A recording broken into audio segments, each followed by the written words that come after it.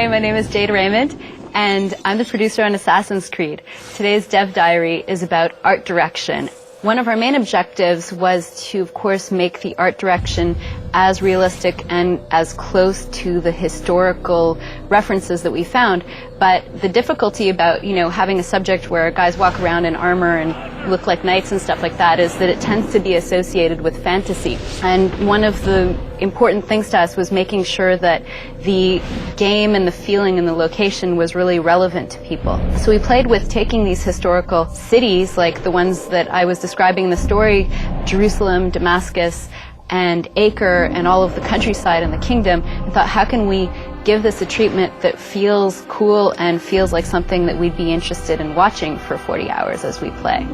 Now, we've made a huge kingdom, 3 huge cities, and it could easily get repetitive, and we didn't want that to happen. These cities in medieval times were bustling with all kinds of people, all walks of life. You have to have the poor citizens, you have to have the rich class, you have to have the merchants. These cities are being controlled mostly by the military, and basically this amounts to a whole lot of characters to create. But we have over 300 different characters to create, and that's just the completely unique versions. On top of that, we wanted to make sure that when you're going through these cities, you don't see the same person a bunch of times. So a big focus for the team was the crowd, and basically we had to put a lot of energy not only into the gameplay, but how they look. And that means that the art director and the whole art team had to put a lot of time into thinking how we would make this crowd interesting.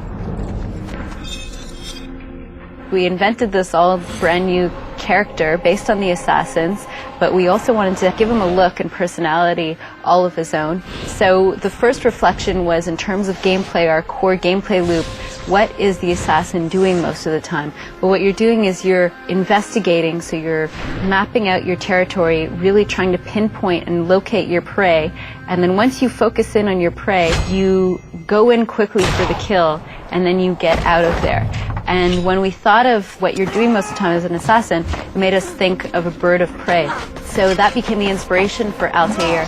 And in fact, Altair means flying eagle, or the flyer in Arabic.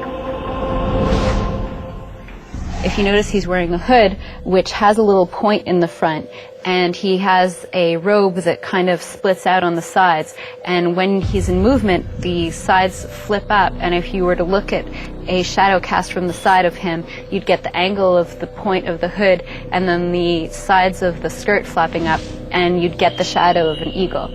So Altair really is a bird of prey.